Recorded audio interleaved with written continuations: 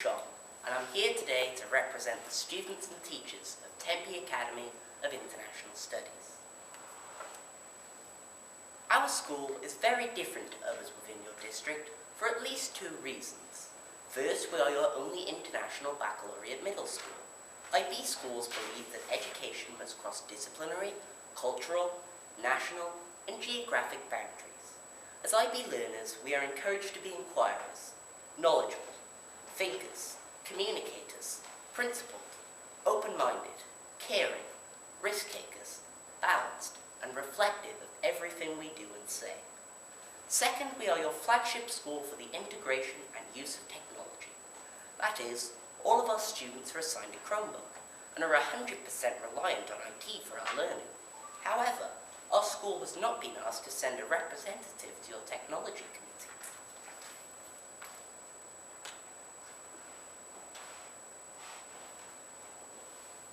The purpose of my presentation today is to demonstrate how your current IT policy is stopping our students and teachers from effectively performing as an IB school.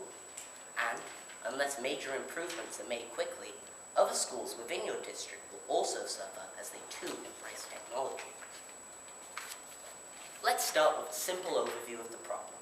I've shot some vox pops of teachers and students talking about some of the blocks that they've experienced.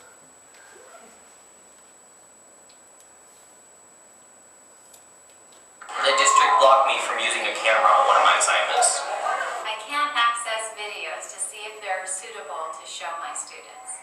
The district stopped me from using my calculator on the Chromebook and I did not learn that. I try to show musical numbers, videos on YouTube usually or other sources, and the filters a lot of times inhibit me from being able to do that. I've been blocked from researching breast cancer for my community project because I have the word breast in it. My students cannot find suitable Google image sources to use for their projects. The district blocked all the spelling bee sites other from their own. Public schools today must act in accordance with the Child Internet Protection Act. This requires the blocking or filtering of access to content or images that are obscene, pornographic, or harmful to minors. TV3 currently uses a cloud-based web filtering program called Securely to comply with the Act, but the indiscriminate way in which we are currently using Securely suggests that we have yet to appreciate its full functionality, and, as a result, our ability to learn using the internet is being badly affected. To demonstrate the size of the problem, last month I designed and sent 2 surveys to students and teachers in my school using Qualtrics. 82% of students and 74% of teachers fully completed my survey, so my results are significant. 97% of students and every teacher that responded have been blocked from visiting a website or using an app on a school device at Tempe Academy. The other 3% of students couldn't remember. Now you might be pleased by those results, because they suggest that Securely is working. But the truth is that you are blocking things that should have never been blocked in the first place. And to make matters worse, you then take far too long to unblock and correct your mistakes.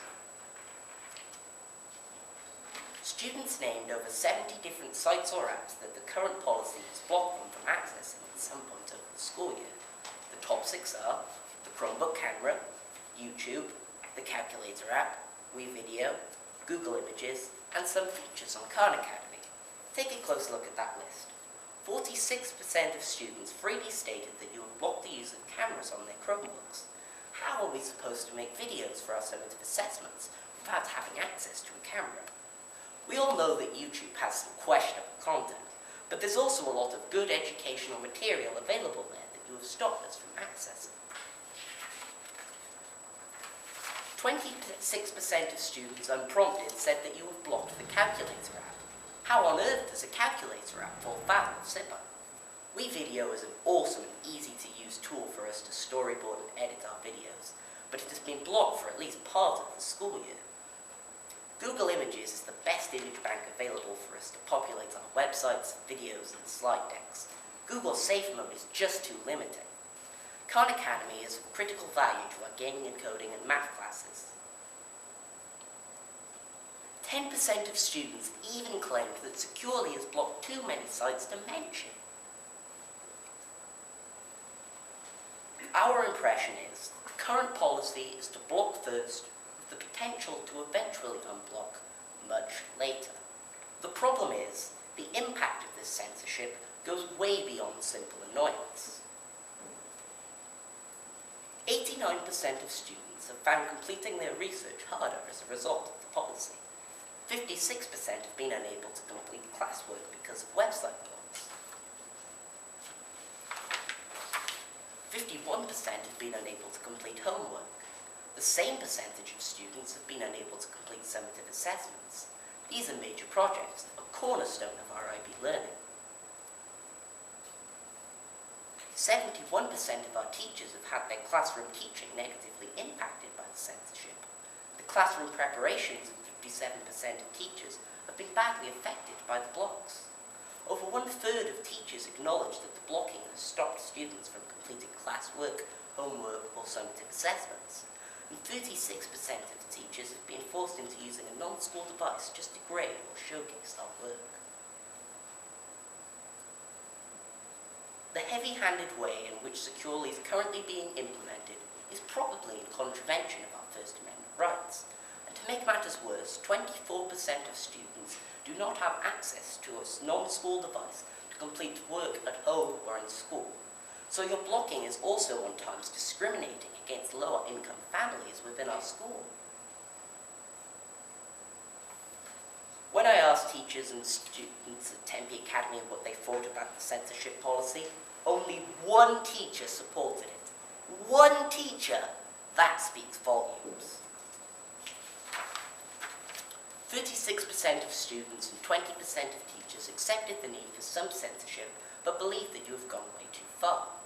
59% of students wanted to be trusted to surf the net uncensored, albeit on the understanding that they will be punished if they access something inappropriate.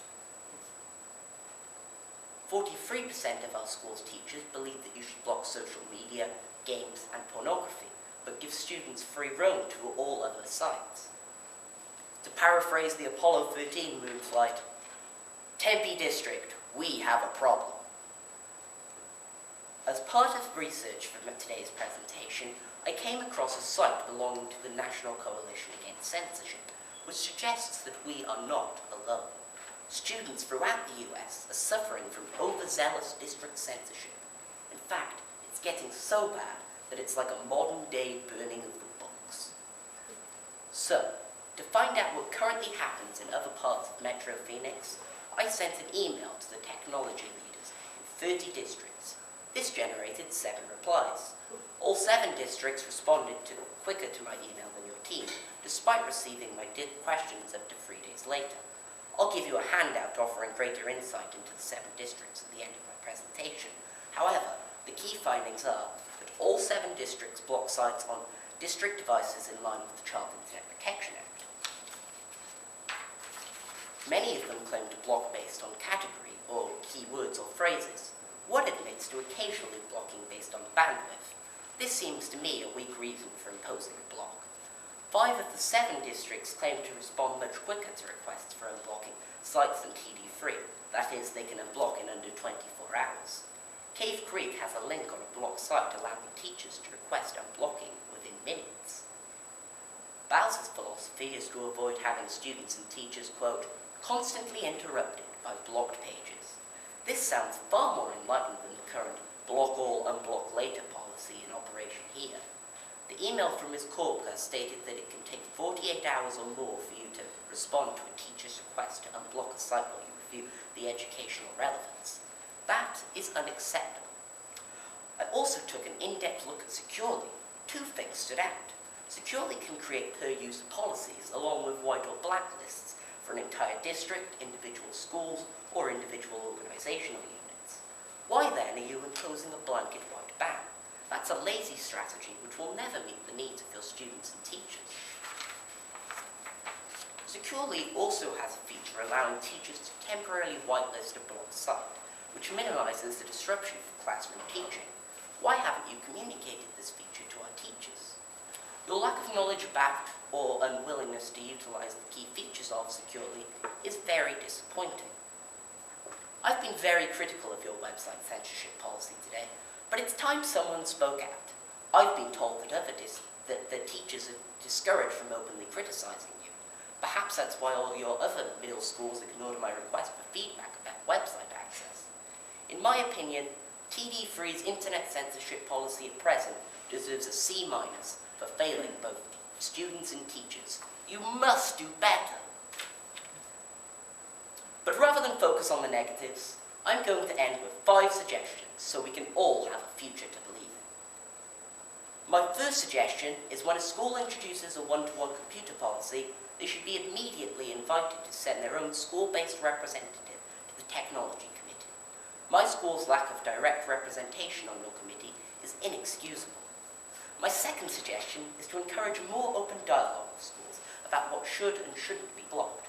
Your technology committee is not that big, and you should embrace feedback on educational relevance. Good teachers always plan ahead, so my third suggestion is to ask them to submit a list of sites and apps that they anticipate using at the beginning of each quarter, supported by an option to unblock others closer to the day of the lesson. My fourth suggestion is to utilize the full functionality of Securely. Elementary and middle school should not have to face the same restrictions.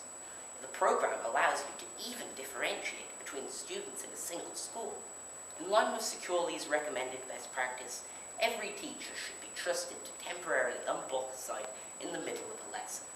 Finally, you need to respond quicker to requests for removing blocks. If other districts in Metro Phoenix can respond in less than 24 hours, why can't TD3?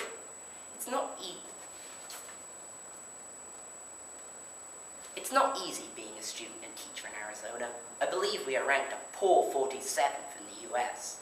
For the sake of all current and future students, it's time for you to implement a free R's. Review the failing censorship policy. Respond to the needs of students and teachers. Roll out a revised policy that makes full use of Securely's functionality.